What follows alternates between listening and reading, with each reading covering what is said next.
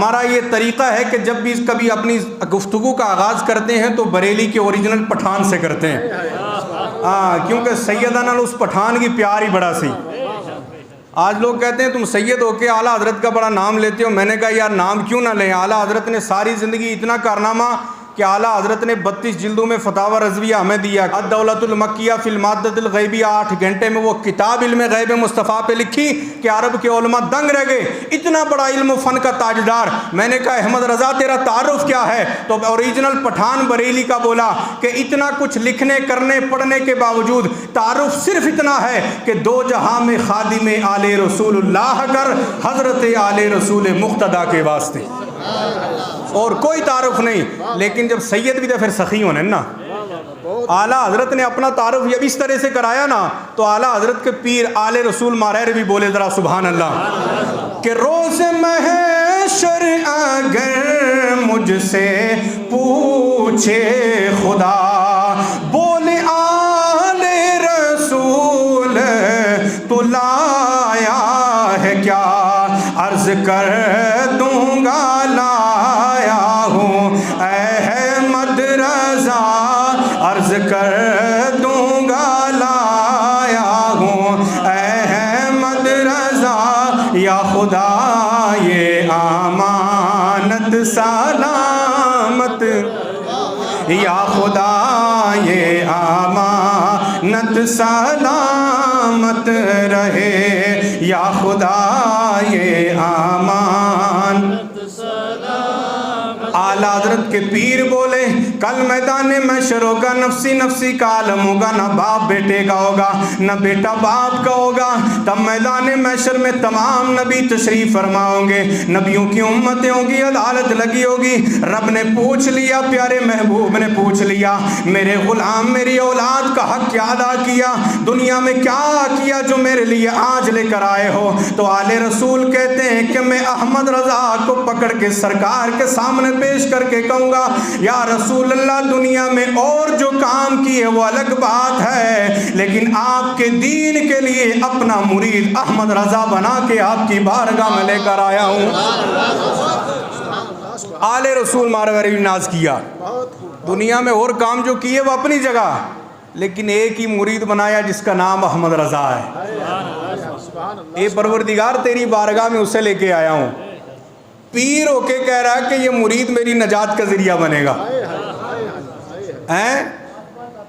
یہ ہوتی ہے بات، بندہ اگر اپنے پیر پہ مکمل طریقے سے، لیکن آج کل نے پیرانی طرح نہیں، الحمدللہ میں خود بھی پیراں سیداں، لیکن میں بارہا کہتا رہتا ہوں پیر وہ ہو جو آپ کو دنیا میں بھی سیدھے راستے پہ چلائے اور کل میدان محشر میں بھی آپ کے کام آئے۔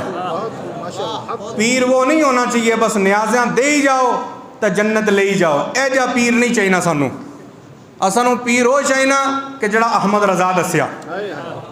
امام احمد رضا کہتے ہیں کہ اگر کوئی پیر ہو اپنے آپ کو ولی کہنے والا ہو، سب سے پہلے دیکھو عالم ہے کہ نہیں ہے۔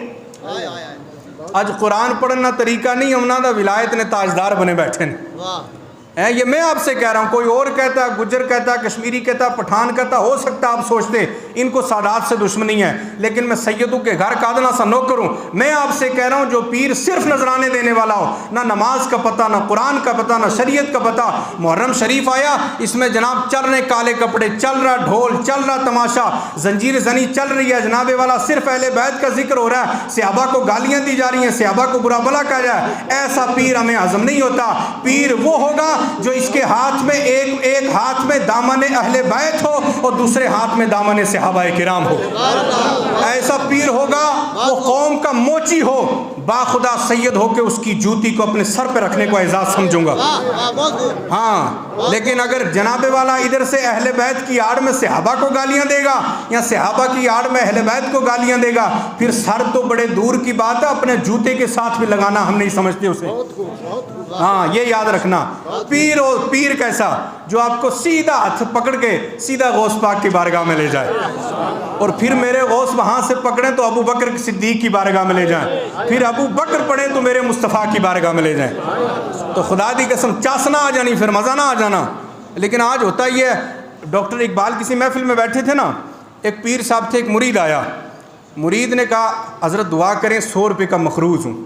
100 روپے کا مجھ پر قرضہ، دعا کریں اللہ اس قرضے کو دور کرے۔ پیر صاحب نے ہاتھ اٹھائے، دعا کی اللہ آپ کو قرضے سے نجات عطا فرمائے۔ مرید جب چلنے لگا 10 روپے جیب میں سے نکالے، پیر صاحب کی جیب میں ڈالے۔ اقبال کونے میں بیٹھا تھا، اقبال کی ہنسی نکل گئی۔ یہ کوئی عام نہیں تھا، یہ قلندر لاہوری تھا، عاشق رسول۔ اقبال ہنس پڑے۔ پیر صاحب پوچھیا اقبال ہس کیوں پے ہو؟ اے پیر صاحب تواڈی دعا نہیں مقبولیت ویکھے ہس پیاں۔ ہے وہ کہ اے پیر صاحب جس ٹائم تو دعا نہیں سی کیتی، یہ بندہ 100 روپے نہ مقروض سی، لیکن تسا ہاتھ سے جناب چانے سے دعا واسطہ 110 روپے نہ مقروض ہو گیا۔ پیروں کا طریقہ یہ ہونا چاہیے، امیروں سے لیا جائے، غریبوں کی مدد کی جائے۔ آج اگر کوئی جناب غریب بھی ہم نا 11,000 لے ہی آؤ، کالا بکرا لے ہی آؤ تو پھر جنت لے جاؤ۔ مجھے بتاؤ یہ پیری لائی کہاں سے آپ نے؟ یہ سلسلہ الہیہ کہاں سے آپ نے؟ ہم کوئی وہابی کوئی اہل حدیث ہمارا کوئی اور عقیدہ نہیں، الحمدللہ ہمارے سائے سے وہ لوگ بھاگتے ہیں، ہم ٹنا ٹن سنی ہیں، لیکن عقیدہ سنیوں کا یہ ہے جو یہ سید بیان کر رہا ہے، جو اصلی سید ہے، اصلی پیر ہے۔ پھر اہل بیت کے چاہنے والوں پھر سنو کہ جو سادات کی قدر کرتا ہے اللہ اسے دیتا کیا ہے۔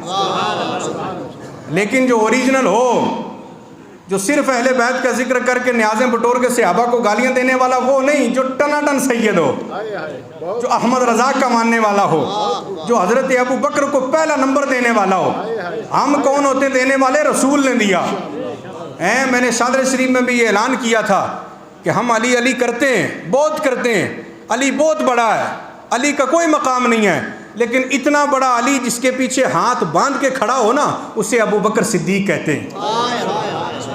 یہ عقیدہ بھی تو بیان کیا کرو نا۔ علی علی اپنی جگہ، ہمارے خون کی ایک ایک بوند میں علی علی ہے، لیکن ہمارا عقیدہ یہ بھی ہے کہ اتنا بڑا علی جس کے پیچھے نماز میں کھڑا ہو نا یوں کر کے کہ پیچھے اس امام کے، اس امام کا نام ابو بکر صدیق ہے، اس امام کا نام ابو بکر صدیق ہے۔